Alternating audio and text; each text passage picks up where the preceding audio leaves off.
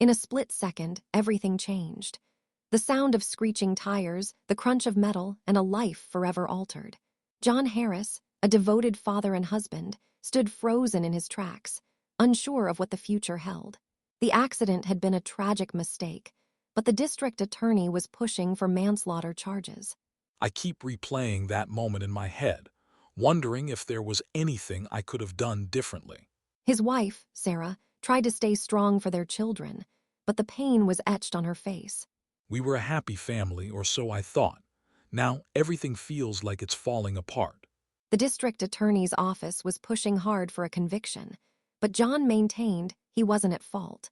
The trial was fast approaching, and John's future hung precariously in the balance. I just want to make things right, but I don't know how.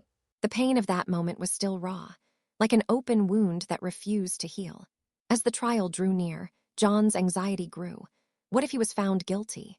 The thought of losing his freedom, of not being there for his family, was unbearable.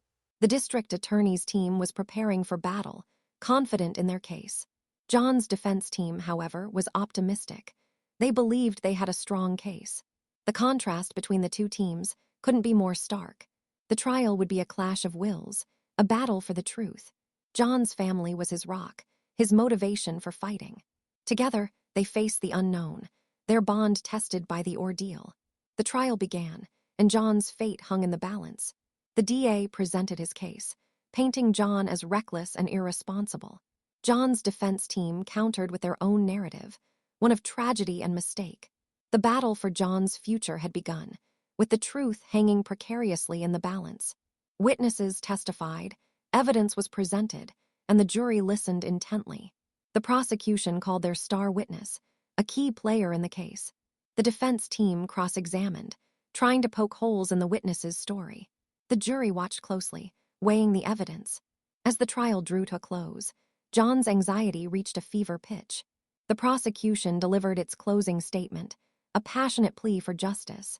The defense team responded with their own closing statement, a heartfelt appeal for mercy. The jury retired to deliberate, their decision hanging precariously in the balance. The waiting game had begun, with John's future hanging by a thread.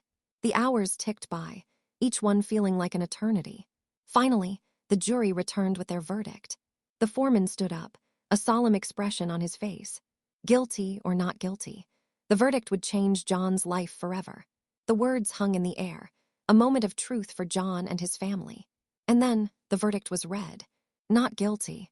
The courtroom erupted into chaos as John's family and friends reacted to the verdict. John was surrounded by loved ones, overcome with emotion. The weight of the verdict slowly began to lift, replaced by a sense of hope. The ordeal was far from over, but for now, John could finally exhale. The journey ahead would be long and difficult, but John was ready to face it head-on. With his family by his side, John knew he could overcome anything. The verdict was just the beginning of a new chapter in their lives. The future was uncertain, but one thing was clear. John would never take his life or his family for granted again. The weight of that moment would stay with John forever, a reminder of the fragility of life. Head to doopysunset.com to cast your vote